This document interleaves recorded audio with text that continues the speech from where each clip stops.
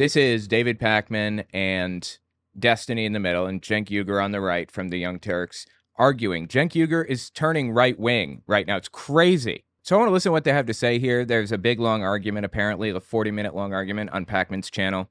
While we listen, we're going to play Pokemon Ultraviolet. It's a ROM hack of Red that lets me catch every Pokemon. So let's give this a listen and play. I'm not saying Destiny's doing this, but I think that a lot of people in media almost do that on purpose. A lot of them don't know it. They just think progressives means both of those things at the same time. And then they just say, oh, they're all unpopular. And a lot of times, especially mainstream media, they'll go, defund the police, Latinx. Who is saying this exactly? I've heard some people say Latinx, and I thought it was cringy and stupid when I heard it. But, like, this isn't a common position, a common thing that people say on mainstream media often. I think I heard the CEO of Univision say it once. That's the only time I've ever heard it outside of people complaining about it. Is this more common? Universal healthcare. Wait, one of those things does not belong on that list. Universal healthcare pulls it over 70%. So you've got to separate out those two wings. Anyone who's been economically populist has done a terrific job. For example, Tim Walz. We all like Tim Walz, right? Every wing of the Democratic Party likes Tim Walz. Well, Tim Walz was an economic populist, got a lot of things passed in Minnesota, and was rewarded for it, and was very, very popular in Minnesota because he delivered for the average guy, including paid family leave, and which is actually very, very easy to pass. It's at 84% approval. It's just that the corporate wing goes, yes, I know, it would make us popular. It would help our voters. It's what we promised. It's super easy to pass, but we don't want to because our donors told us not to. Well, that's it. I think that this probably happens a lot less than people think it does on the left. And you know, I would argue it happens a lot less than people think it does. Full stop. I think that people are, by and large, true believers, and the donors pick the people that truly believe to fund. They don't have to find shills that will bend the knee to the donors so they get more money. They just have to pick the people that align with what they want. Like Dave Rubin, people say, is he like real or is he just doing it for the money? I believe he's real. Cenk too. I think Cenk is a true believer. He's moving to the right. So is Anna. I think they're both true believers. That's a wing that's going to get clobbered throughout the rest of time. That's the neoliberal wing. And the idea that the world is not under neoliberal rule right now is absurd. Of course we are. All the countries are under neoliberal corporate rule. And that's why the voters are rebelling against all of them. So what's the media supposed to do? I just finished writing a book titled Was Hitler an Atheist? It talks about religions during the Third Reich and how they work together. Catholics, Jehovah's Witnesses, and Protestants. And I even address the lies told by the evangelical world about Bonhoeffer. It's on Audible and Amazon. Okay, let's continue. Now, online media, corporate media is going to corporate media. They're always going to tell you whoever takes the most donor money is the greatest. They're leading the race with $1 billion in bribes. Bravo, bravo, terrific job, corporate Democrat, corporate Republican. And remember, guys, that's not necessarily true. Look at what happened with Donald Trump. He wasn't very popular. He wasn't popular at all. But corporate media fell in line when they saw where it was headed. That's just not how it works. I don't know what Cenk is talking about here. Trump beat the corporate Republicans. Like, you guys make it seem like, oh, hey, people are in favor of Republicans or their voters are still. No, their voters rejected their corporate wing. And you know, it came with a lot of baggage we're not happy with, right? But you have to give them a little bit of credit for actually, not for supporting Trump, who I think is a fake populist, but for at least rejecting Mitch McConnell, rejecting all those guys. So on our side, we say, oh, Mitch McConnell took $1 billion in corporate money throughout his career. Terrible, evil, corrupt guy. Nancy Pelosi took a same $1 billion from very similar donors, did exactly what they wanted, just like Mitch McConnell. Terrific, angel, wonderful. Yeah, you could. Nancy Pelosi is a terrific, wonderful angel? Who the hell is saying that? I have never in my entire life ever heard somebody describe Nancy Pelosi as a terrific, wonderful angel. I think she's generally viewed the same way as just a politician, which is to say sleazy. They all kind of feel sleazy. Are you on Blue Sky? I am indeed. Owen Morgan Telltale is the username. Think that. And you could do all the marketing in the world for rah, Nancy Pelosi. But at the end of the day, The American people woke up and they know that the $1 billion, whether it goes to a Republican or a Democrat, is corruption defined. So what we should do is we should have strong primaries and really challenge our candidates, because this whole idea of anointing, how's that working out for us? So we were supposed to trust the geniuses in Democratic leadership. Oh my God, they're playing four-dimensional chess. We'll never. What's he talking about? Who's playing four-dimensional chess? Somebody in the Democratic leadership? I've never heard that before. The geniuses in Democratic leadership. Oh my God, they're playing four-dimensional chess. We'll never figure out what they're doing. They're so smart. Really? Even under Obama. Okay, Obama won a couple of times, and that's a long history. You know, I think what we're seeing right now is an example of Cenk finding himself in this wild little echo chamber that he can't escape from, where he repeats these things to himself and then everybody else repeats the same things around him. So that's all he's hearing. And, I would call it, there's a term for it. It's not audience capture. I don't know what the right term is, but this happens sometimes with like public influencers where they make something up and then everybody around them repeats it and it reinforces their existing beliefs about it. It's interesting. And we can talk about how selfish he. Positive feedback loop. Yeah, I would say that's it. A couple of times, and that's a long history, and we can talk about how selfish he was. But in the meanwhile, while he was in office, the Democrats lost 1,000 seats nationwide. And by the way, the guy most responsible for that was Rahm Emanuel. And now the corporate Democrats are saying, let's bring back Rahm Emanuel to lose another 1,000 seats. Are you? I don't remember Rahm Emanuel. Who the hell was that? Was that like Obama's aide or something? I feel like that was Obama's aide. Insane. And then they said, oh, we have to anoint Hillary Clinton. How did that turn out? We have to anoint Joe Biden. We have to anoint Kamala Harris. And by the way, Biden only won by 43,000 votes in 3 swing states. They nearly lost to this imbecile 3 times. Look, you can't say someone has despotic tendencies, is a fascist, is a moron, is the worst guy in the world, and then lose to him 2 times and say, you should put me back in charge because I know what I'm doing. No, they have proven definitively that they do not know what they're doing. Destiny, go ahead. I mean, there's nothing to say. Like, progressives have nothing to show for their record. They have like bad polling, like that 70-80% of Americans support single payer. That's not true. We've done the polling on this over and over and over again. If you poll in the most favorable manner, they support it. If you poll for what it actually is, that support plummets to like 25%. It's fascinating because sometimes you get stuck in these narratives that you hear and it's repeated over and over and over and over again. You start to believe it. And then every now and then you come across somebody that just busts a hole right in that kind of well-defined understanding that you have. Let's find out if that's accurate. Percent of people that support, let's think of something specific here. Percent of people that support single-payer health care. Majority of Democrats favor a single national government program to provide health care coverage. 30% want to continue Medicare and Medicaid, so keep things the same. 30% want to keep things the same.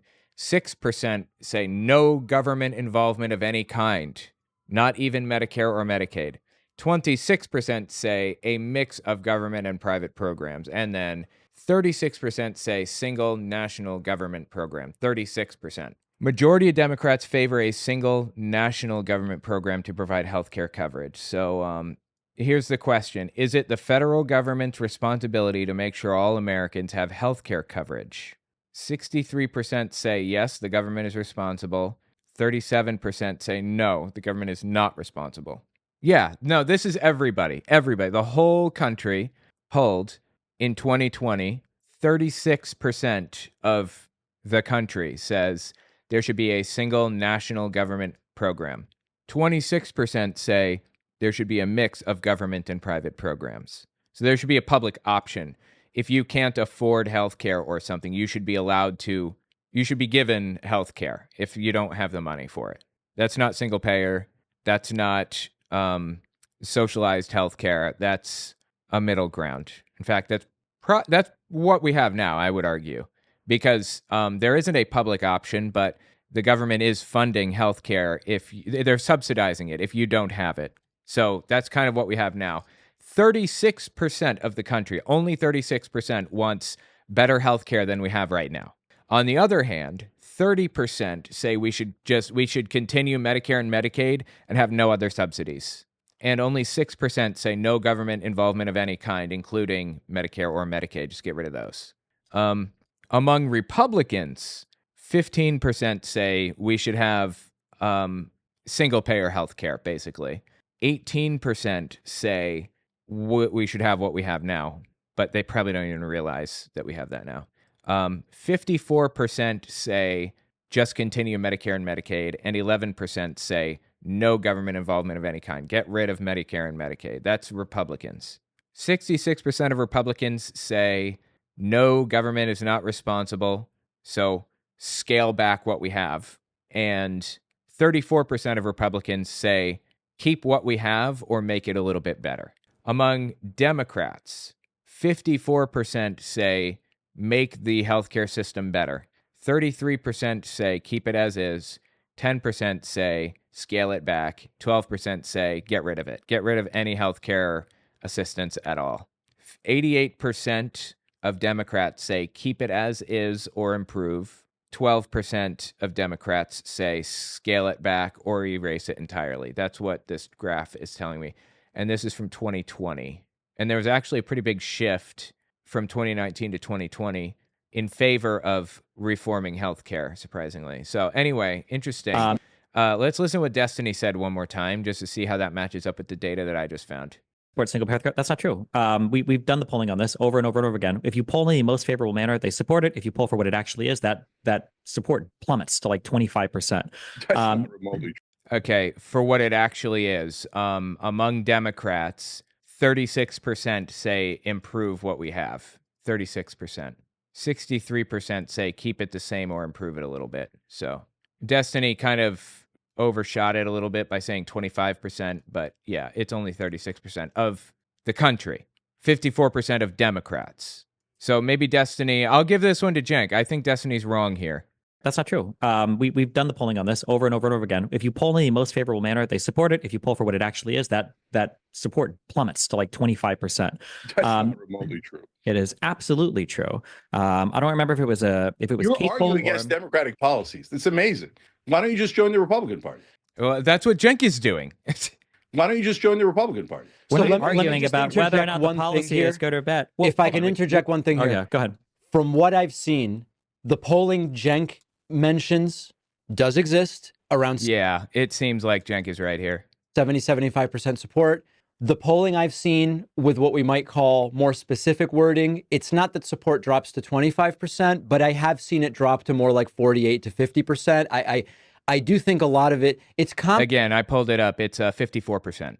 complicated because if you just ask someone, does the government have a basic level of responsibility to give people some health care?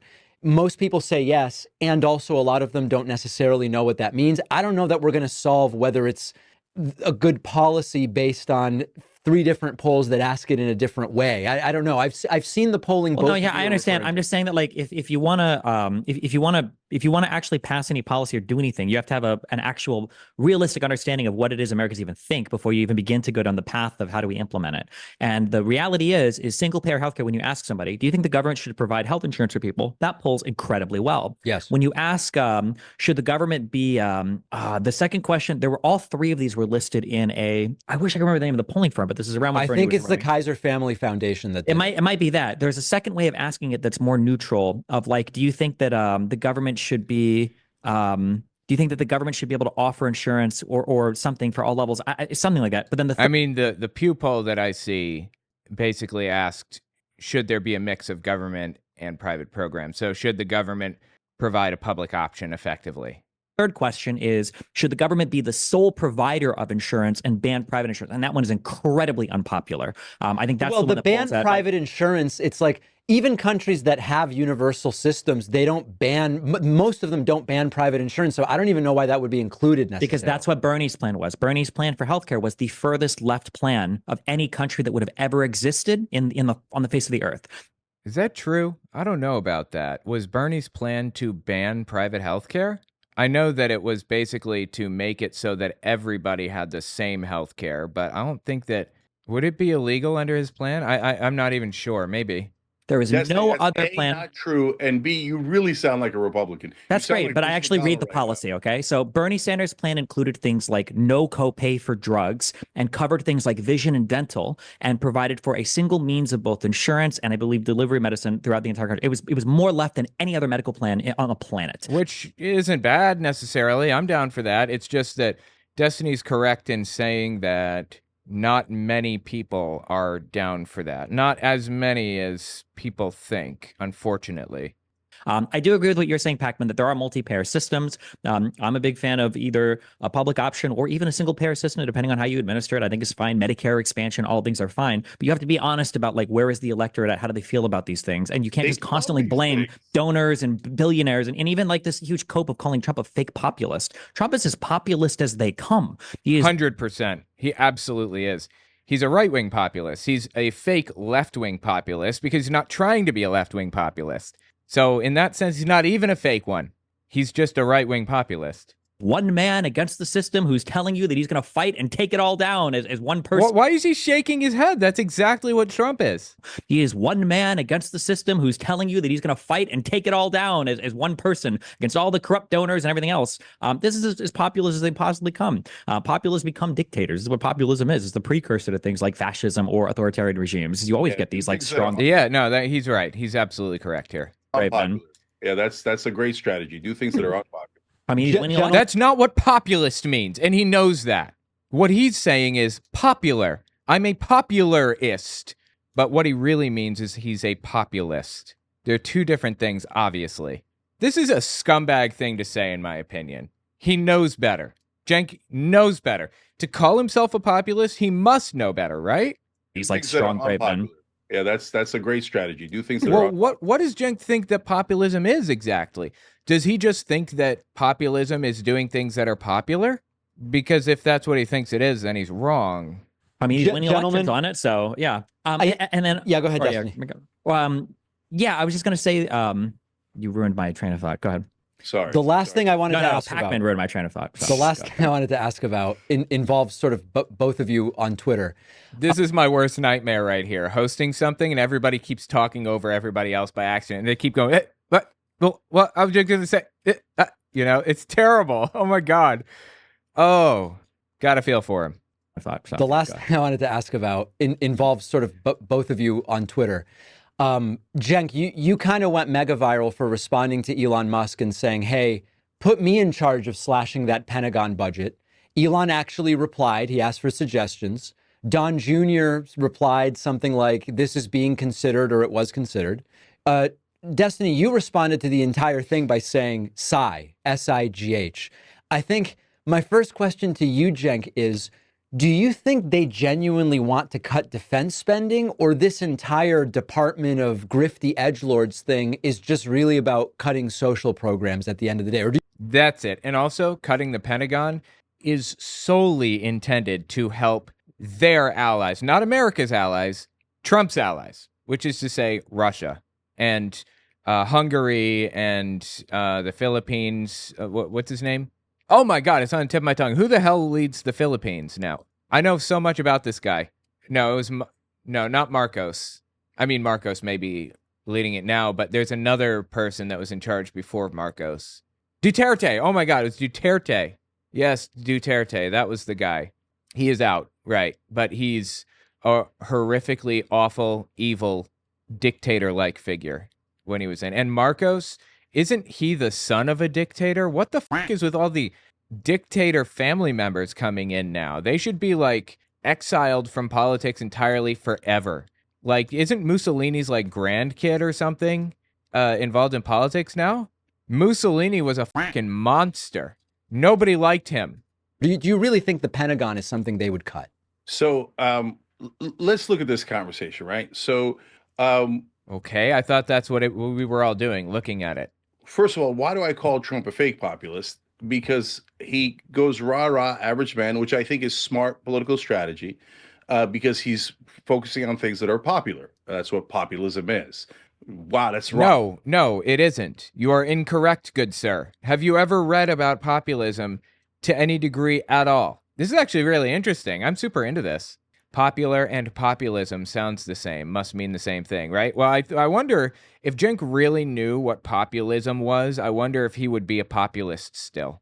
He's certainly doing a bait and switch here, right? He's pretending that it means something other than what it means, so people will start calling themselves that and defending populism. That's what's happening, right?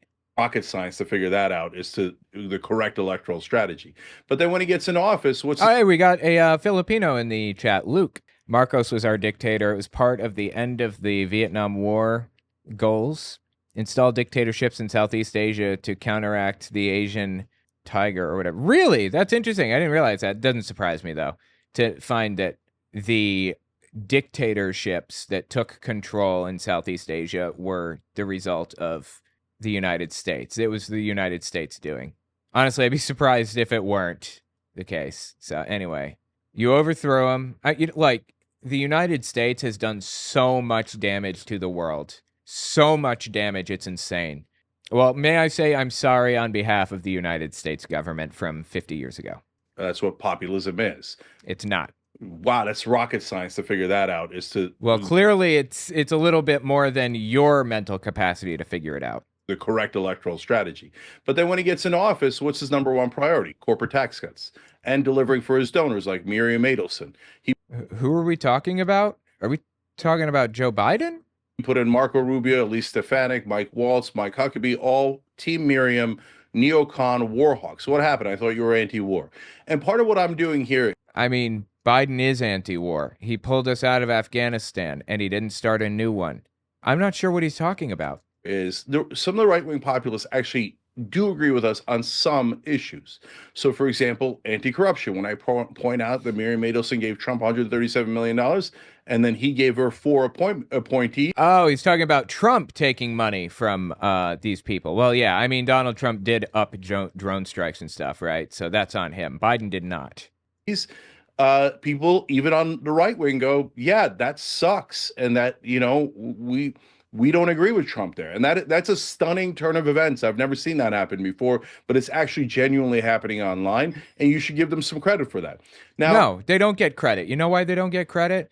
Because in their hearts, they're scumbags that are only doing things to benefit themselves. They're finding a way to take advantage of the situation to benefit themselves more. There is no part of them, of Trump or Don Jr. or Elon Musk or anybody that's up there right now, that is doing this for honest reasons, because they honestly want to help. This is all to help them, in my opinion.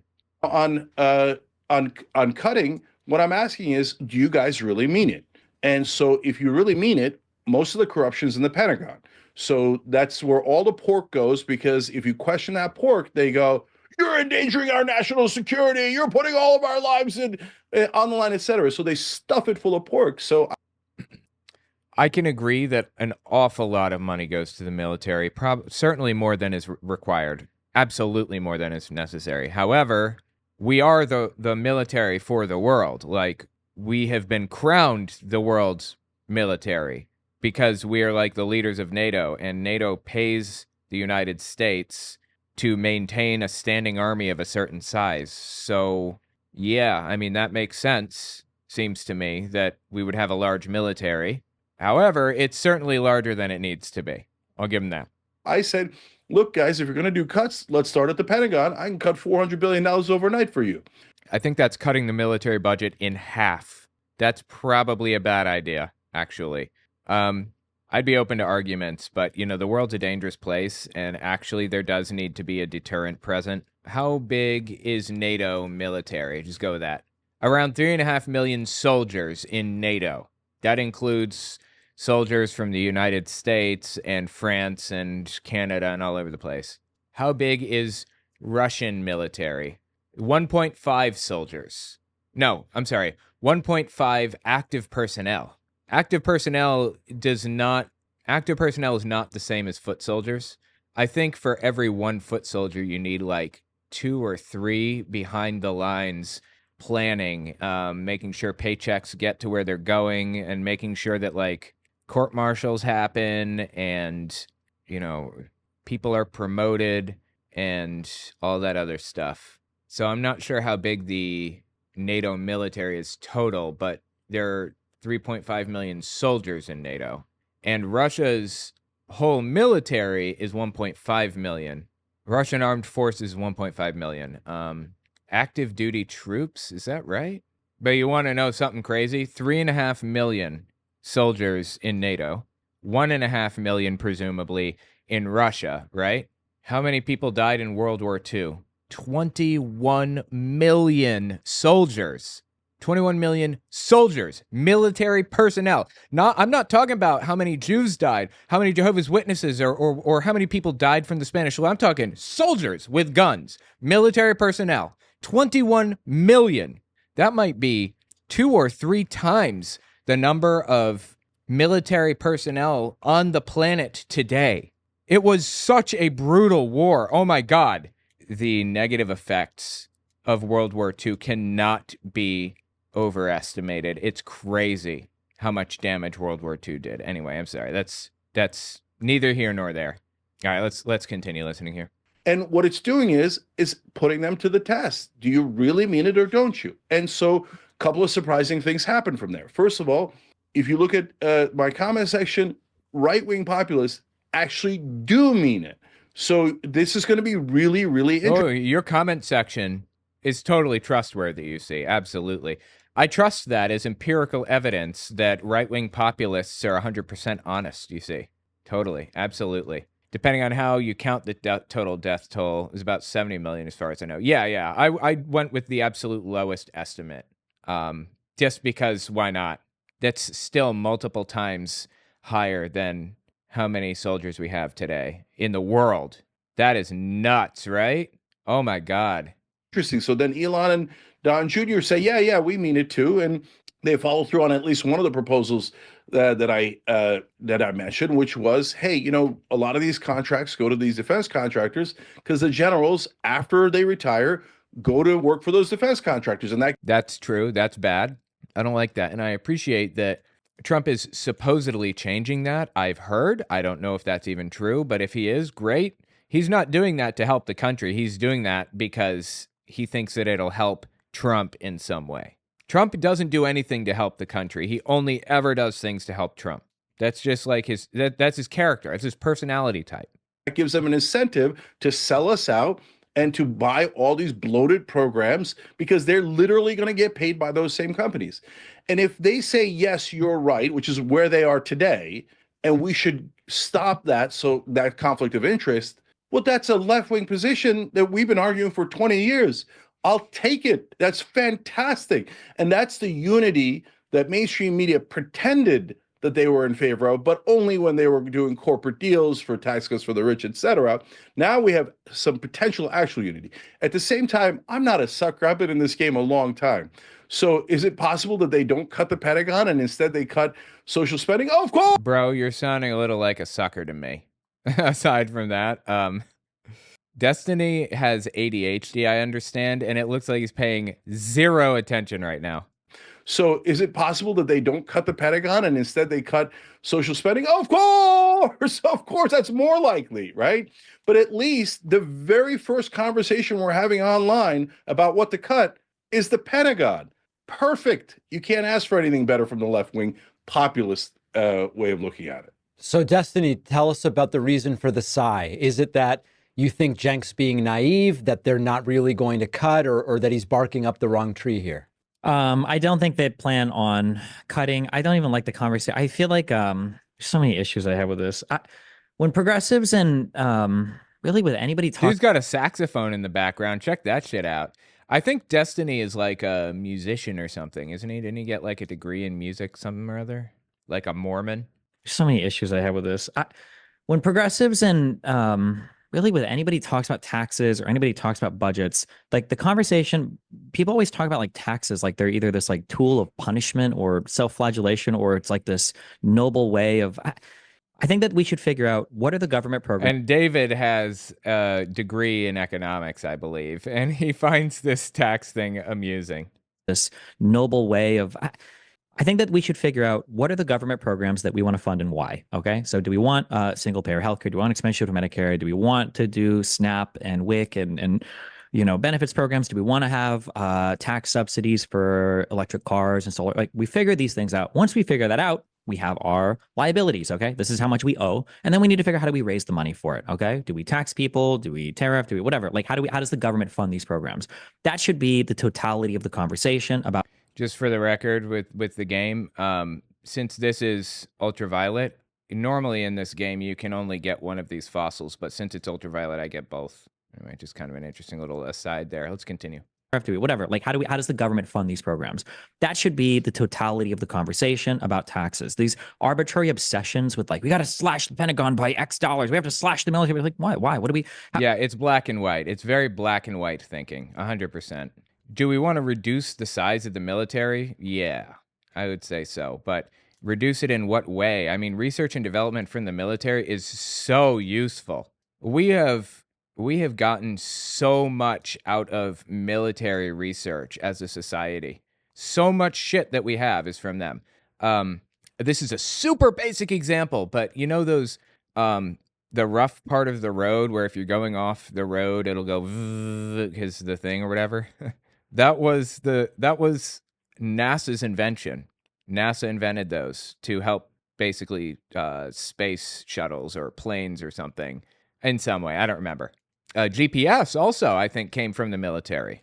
I mean, there are so many advancements that come from the military. It's not good to just cut the military budget across the board. There are a lot of good things for society that the military provides, outside of just killing machines, basically. But honestly, even killing machines are useful in a lot of ways. Like, not the people, but like the technology, the guidance systems help improve or advance the field of research around like facial recognition and AI and things like that. Like, there's so much benefit we derive from the military, straight up. So I'm not for cutting the military budget just across the board. That's stupid. We need to cut certain specific things. I think we need to keep roughly the same number of foot soldiers, truthfully. And that means we need to keep the same number of personnel behind the lines, because that's part of keeping the foot soldiers. We can, and you know why we have so many military bases? As a show of force and friendship to other NATO allies. Like, Russia is out here trying to rebuild the Soviet Union right now. We don't need to take steps to crush Russia. We don't need to send foot soldiers in to attack them or whatever, but we should at the very least show that we are allies with these countries like Ukraine. We should show a unified front. We should try to gain new allies. We should bring people in.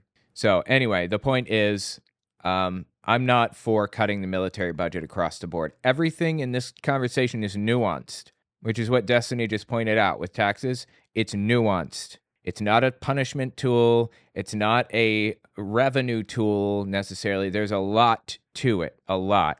And Cenk is looking black and white here. What do you want to cut? Like, let's talk about that.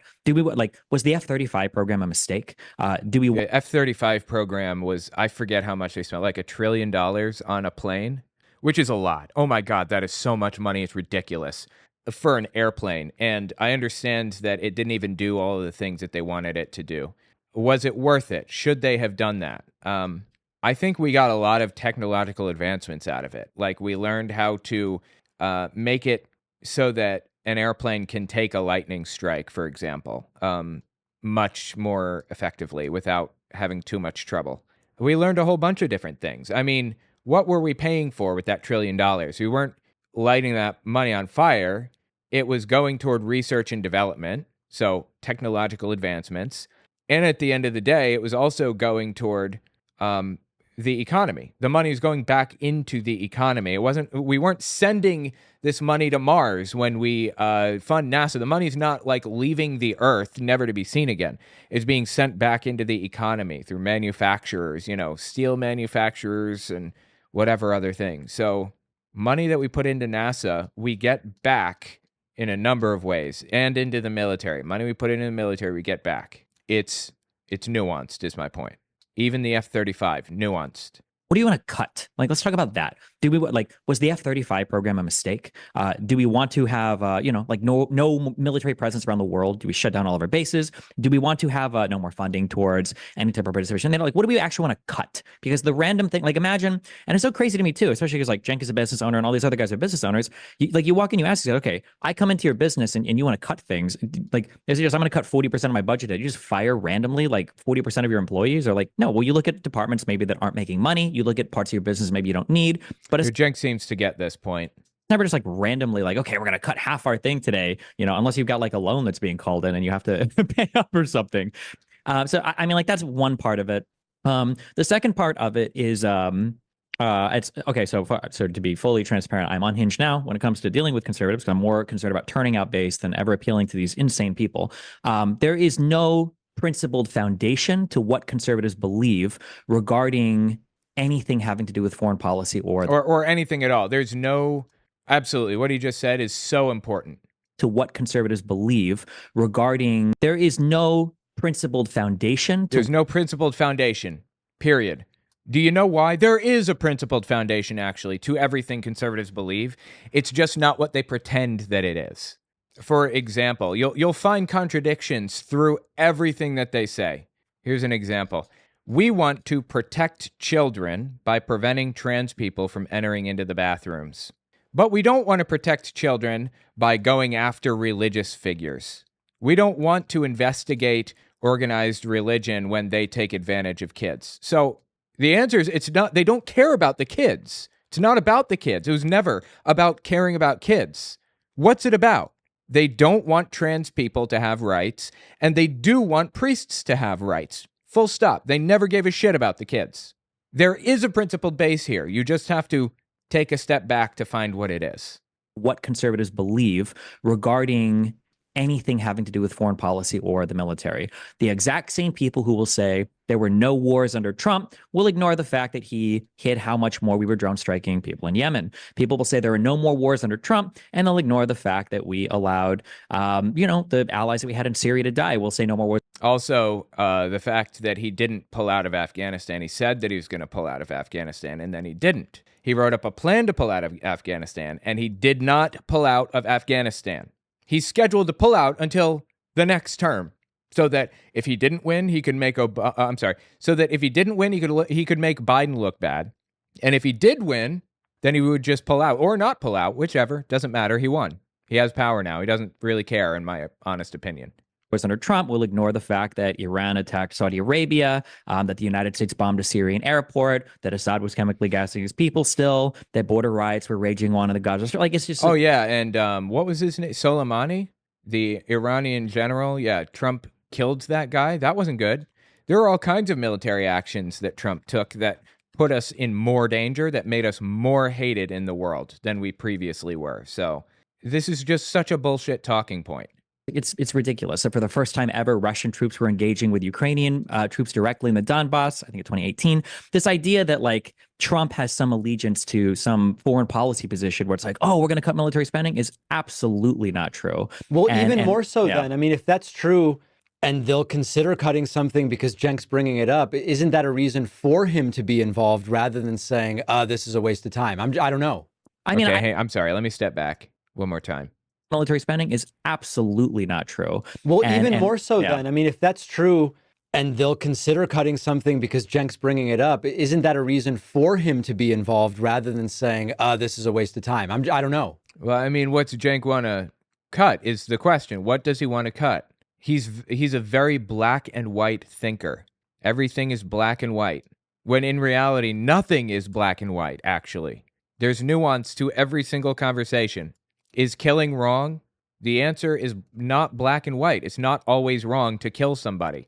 If they have a gun, or if they're driving a car into a group of 100 people, yanking the wheel into a ravine, killing both you and the driver is the moral thing to do. There's nuance to every conversation, and Cenk doesn't seem to understand that.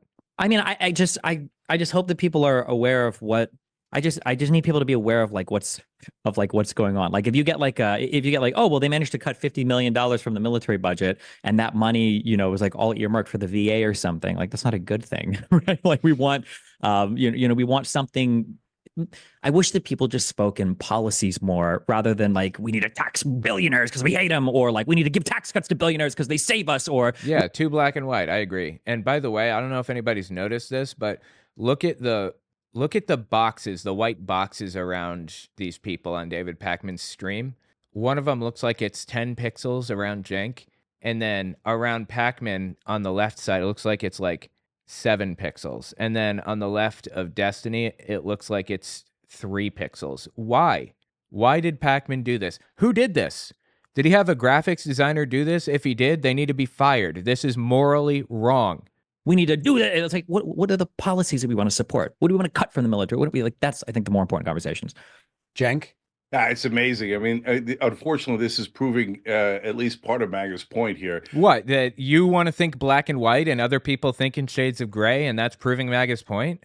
Which is Destiny's now defending the Pentagon against cuts. Like, that's the neocons. And then we brought in the neocons. Brother, no one is defending the Pentagon against cuts. The pixels are nuanced. Well, these need to be black and white. This is one area of my life where I can accept a little black and white. The Liz Cheneys and the Dick Cheneys. I don't Wait, wanna should be we that abolish our party. entire military? No, of course not. I'm going to tell you what to do in a second. But this Yeah, Destiny's trying to. Idea- I'm sorry, Destiny's trying to draw out the fact that Cenk is viewing it as black and white, and it's stupid not to. that Abolish our party- entire military? No, of course not. I'm going to tell you what to do in a second. But this idea of like, don't touch the Pentagon. Wait, I And never bring- said don't and touch the bring- Pentagon. I just said name what you want to get rid of. I didn't say don't Okay. touch it. I just said So, name the but policy. you're happy to are you happy to have the conversation about cutting the Pentagon? Yes, Jagoff. That's what we're asking for. Tell us. What do you want to cut? He just said that like 20 minutes ago. Are you going to name it, or are you just going to sit there filibustering? On first. If you have a thing you want to cut from it, then yeah, sure. Okay. So like you're not like, even as a general thing, you're like, well, I'm not sure about cutting the Pentagon. That's amazing to me. So why did I pick the Pentagon? Well, first of all, I would much rather have that than cutting social programs. But more importantly, that's where all the waste is. And that's not theoretical or hypothetical. It's real. They just failed their 7th audit in a row just yesterday. And in the last audit that they failed, they said we can't find $400 billion. That's not true. Absolutely no way in hell. They only have a budget of like 800 billion per year or something, don't they? Which is really high, don't get me wrong, but they lost half of their budget for the year? Doesn't sound right. Well, if you can't find it, then you're not going to miss it. So that's why I say $400 billion. In 2015, they buried a report that said they had done $125 billion in wasteful spending and didn't know where it went. Not a million, 125 billion. So they're just robbing us blind. The central area of the robbery is the Pentagon. All right, then we should. That's a very specific. That is a very specific problem that can be solved not with cuts. That's not a thing that you would cut. That's actually a place in which you would add more money by creating investigators to oversee the whole thing, right? It's not Just about when we keeping say us safe. this money is gone, is this like they can't account for it, or is this like there are certain projects that maybe an Office of Inspector General can't have insight to without clearance, so we don't know? Because you're making No. it sound like the money is just like what they're pocketing God. it, or what? They can't account for it. They Well, literally there is a say- difference, though, Cenk, between spent on stuff we don't know versus we can't account for it. Those are two different things, admittedly. And I don't know if we have visibility into, is the money gone, or are they not able to account for the program spend? Oh, that's interesting. I didn't actually know. I didn't know that there's a distinction. Huh. I can't believe I'm having this conversation Oh, he decided to double down on this. with two people on the left. No, Cenk, to be clear, I'm with you on cutting. I'm with you 1,000% on cutting Pentagon. I even would tell you specific things I would cut. My Unlike Cenk. only gripe is I don't know from what I've seen that when they say unaccounted for, it means spent on mystery stuff. I don't know that that's accurate, but I'm with you 100% on cutting. And so when Elon asked for specific suggestions, I said, look, the reason I did the conflict of interest on the generals first, number one, every real person agrees. The only people who don't agree are, the corporate guys who are like, oh, well, of course, once we retire, we should be able to take millions of dollars from these different corporations we've been serving all along. So, but in terms of the budget, I said in my tweet, obviously you'd have to go line by line. If the Pentagon says to me, there's $125 billion in wasteful spending and we don't know where it is, how am I supposed to tell you where it is? They just told us they don't know where it is. So you can tell me a program that you want to cut in that case. You want to expand programs, which is to say you want to audit more. You're not talking about cutting anything still. What do you want to cut? You give me the details of the plan. Look, this is now fantastical, right? Is there any chance that Elon goes, hey, you know what? Cenk's a businessman. He went to Wharton like I did. He's a genuine populist. All right, let's bring him in and let's look at the line items one by one and the Pentagon budget and then take out the wasteful spending. If we did that, do you have any idea how happy the American people would be? And that would be actual unity. They would love it. And we could show them, here's the waste. Here's the thing that didn't work. Here's how they spent 8,000. They did a markup of 8,000% on. This is wishful thinking, in my opinion. It doesn't work this way in reality. And again, more spending can be beneficial to society, not just like the military. Pentagon fails 7th audit in a row from CFO. Okay, well, if that's the case, then we should be doing something about it. CFO is high credibility, least biased. All right, then we need to do something about that ASAP, for real. As Cenk is, well, as I assume he's saying, instead of cutting, add funding to accountability programs, because they're failing these audits, so there should be a consequence for doing so. And put in a system of reviewing every penny that goes anywhere. Obviously, we need more oversight here. Soap dispensers at Boeing, et cetera, et cetera. Now, are they really going to do that? Probably not. Probably they're going to say, oh, yeah, first we're going to cut Medicaid, Medicare, and everything that helps the average man, and we'll get back to the Pentagon later. That's probably how it'll go. But even if that's how it goes, now a lot of the right-wing populists go, wait a minute, I thought you said you were going to cut the Pentagon. I'm in favor of cutting them. Guys, take the win. Right-wing populists are saying cut the Pentagon. Well, that's the thing. The win comes with a massive lose also. I would love it if they talked about that, but they're not actually going to do it. And by saying it, they're improving their own credibility and reputation. So I'm not going to feed into the bullshit by allowing them to improve their own reputation and credibility. We all accept they're not going to do it. Don't give them that win until they do. This is what we've been dreaming about our whole lives. And now you're against it. That just doesn't make any sense at all. Bro, I don't think anybody's against it. Take the win. I'm for it. I don't know. I'm certainly not against it. I think the question is, who the fuck is against it? Who's against like reviewing spending, military spending, and make sure that it's being spent in the right ways and all that? Who is against that? Take the win. I'm for it. I don't know. I'm certainly not against it. I think the question is, as you're pointing out, at the end of the day, they probably won't do it. If we get people thinking it's a good idea, it still is a win, right, Destiny? If they cut the Pentagon? If they say to Dude has ADHD like nobody's business. He doesn't pay any attention to anything.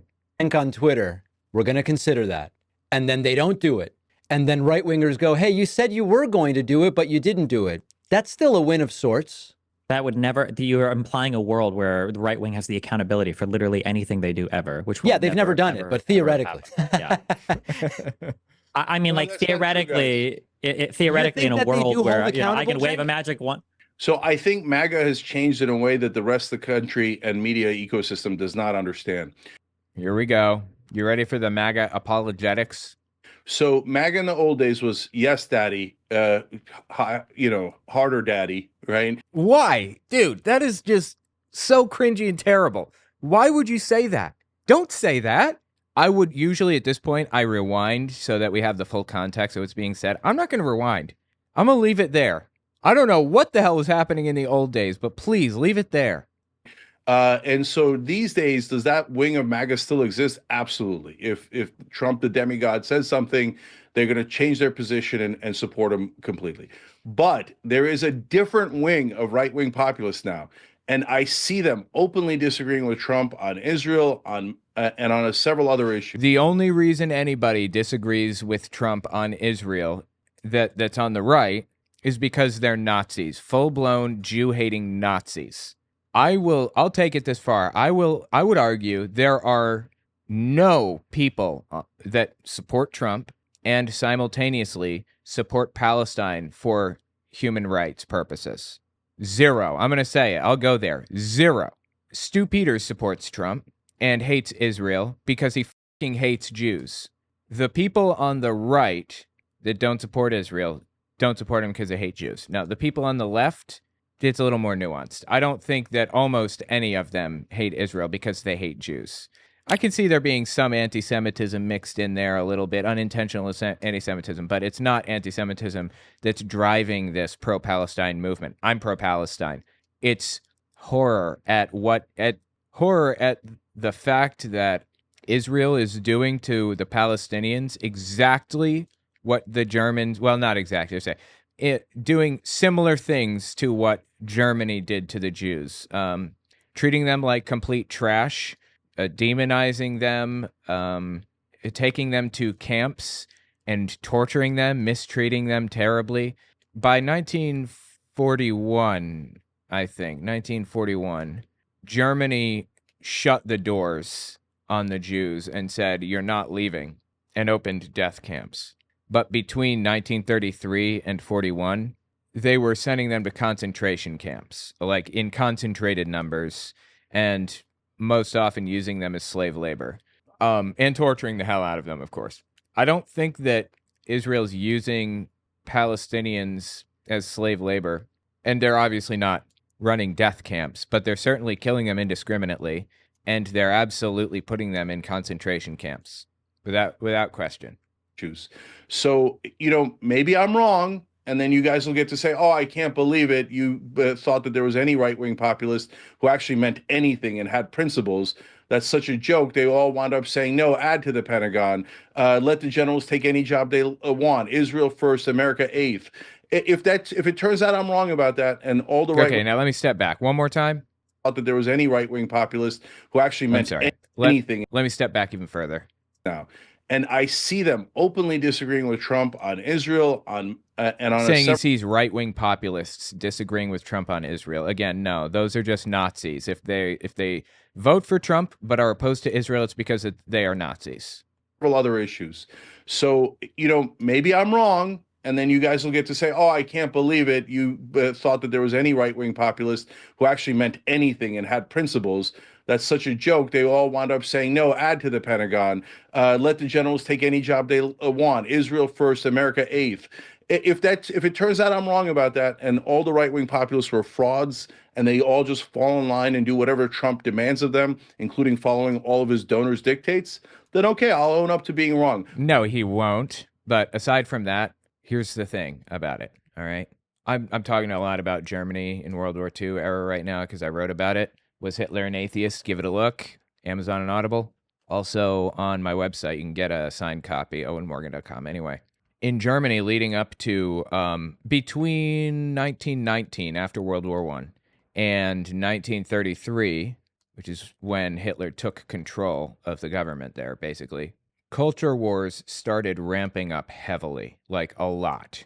Culture wars are not original to America. They're not something that we uniquely deal with right here in this time and place in history. Culture wars were out of control there. It was all about people, it was all about the elites taking advantage of the working man, and abortion rights and birth control, all the same stupid shit that we have to listen to today from the right.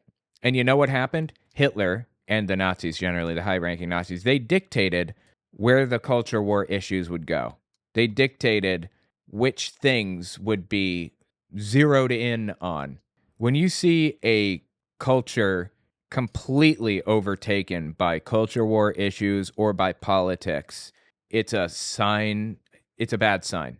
Political apathy is a sign of a healthy democracy. It's a sign that the democracy is about to not be healthy anymore. But people stop paying attention when things are going pretty well in democracy. When things start going downhill, which is inevitable, because all right, things start going downhill inevitably when people stop paying attention, because the political extremists will always be in the background paying attention, and they will always vote. So when normal people that aren't complete nutcases stop voting, their voice is outweighed by the political extremists. And then democracy is imperiled again. And the normal human beings that aren't complete nutcases have to get involved in politics to make sure that, things don't get absolutely insane. However, the political messaging in the interim has gone completely off the rails because the political extremists are the only ones talking about it. So when normal people enter into the political arena for the first time in who knows how long, years, all they're hearing is absolute insanity about the elites, the Jews taking control of the media and all this other crazy shit. So it disproportionately radicalizes a subset of it disproportionately radicalizes a subset of society. God, I don't know why I couldn't come up with that word. And as it radicalizes them, messaging gets more common. It's all over the place. It came to the point in Germany where every bus bench, every arena, every billboard, everywhere, all had political messaging on it. You couldn't escape political messaging because so many people were so deeply invested in it. When voter turnout drops, it's a sign democracy's doing well, but it's about to not do well soon. When democracy starts to fail, voter turnout goes up, and the higher voter turnout goes, generally, the more in peril democracy is. Not because turnout is high, but high turnout is a symptom of the underlying problem. That's why, in my opinion, voting should be mandatory. You should be allowed to opt out if you choose, for religious reasons or whatever, anything, honestly. But you should be opted in as soon as you're born. You should get your social security card, your birth certificate, and your voter registration ID. Or they should all be linked together. That would make sure that democracy stays safer for longer. Anyway, the point is that every bus bench, every billboard everywhere in Germany was plastered with culture war bullshit about abortion and contraception. There were vending machines that sold condoms for a while in Germany. That was the first thing to go. Birth control is not... Real men don't use birth control. They don't need birth control because they can take care of kids, The point that I'm getting to here is culture war issues, when they take over, it's an ominous sign for democracy. And the Republican Party is 100% culture war shit. Whatever is on those whatever is on those bus benches, whatever is on those billboards is what the Republican Party believes. The Republican Party alone is as radicalized as the Nazis were. Democrats aren't as radicalized, obviously, but Republicans are out of their heads, drunk on what Trump has to offer. Out of their heads. I'll even take it a step further, and I will say, well, I'm not going to say this. I'm going to lay this factual statement out for you. MAGA is about as big proportionally as the Nazi Party was. MAGA might even be bigger, and they are equally as extreme in their rhetoric, not necessarily in what they intend to do, like death camps, but they are equally as devoted to the follower. I'll say that much. Sorry, I meant Hong Kong. You get automatically enrolled for voting in Taiwan. It's not mandatory. Oh, interesting. Yeah, you should definitely be enrolled automatically, and it should be mandatory, but opt out. Because I don't want Jehovah's Witnesses to be forced to vote if they don't want to, for example. But anyway, yeah. Here's another thing about this game. I have Mew. I can get Mew here. So that's pretty cool. Mew is useful because he learns every single HM, every one of them. I used to use Mew as like my HM slave. I don't think I'm going to this time. Anyway, the point is that there isn't a single independent thought in the heads of MAGA supporters. Cenk is making it out like there's independent thought, like there's logic being like utilized in the Republican Party right now among MAGA. There is not. Hands of them, including following all of his donors' dictates, then okay, I'll own up to being wrong. But I think that Sorry, step back. One, Israel first, America eighth, If it turns out I'm wrong about that, and all the right-wing populists were frauds, and they all just fall in line and do whatever Trump demands of them, including following all of his donors' dictates, then okay, I'll own up to being wrong. But that is absolutely what's going to happen. We can look at history as a template to see what has happened in the past when we were in these exact situations. The right-wing populists don't care about these issues. The moderates might. Mitt Romney might care about things like this. Anybody to the right of that milquetoast Mitt Romney is a culture warrior, exactly in the same way that the folkish movement, the Nazis, were in the 1920s and 30s. Exact same shit. But I think that right-wing populism does exist, and it will challenge Trump on some things, and probably Israel first. That's bullshit. Yeah, the party that elected the guy who's working with the richest man in the world and has now put him in charge of a faux government agency to cut government spending as this guy enriches himself by tens of billions of dollars. I'm sorry, I'm not buying that one at all. That's an unbelievable position to actually Absolutely be in. That as much as we might hate the corporate donor class or whatever, and then vote for Donald Trump, who literally received how much media coverage? Like, how much did Elon spend? $44 billion to buy Twitter to turn it into a Trump marketing platform? That's unreal to me that anybody would think that something good is coming from that. All right. Well, listen, we're making predictions about the future. We won't know today whether it will or won't happen. So let's put a pause on the conversation there. Stephen, Kenneth, Destiny, Benell II, and Cenk Uygur. Always great having both of you guys on. Thank you, David. Yeah, thanks. Yeah, that was interesting, actually. I thought it was pretty good. I think that Cenk's position is wild and ridiculous. And I don't know how he got to where he is, but I fear that he's going down a pretty steep right-wing path right now. Yeah, let me know what you think about it in the comments. It's honestly kind of disturbing to see. The Young Turks is like one of the largest left-leaning, like progressive news platforms or media platforms, if you will, out there. And to watch them flip like this is disconcerting, to say the least.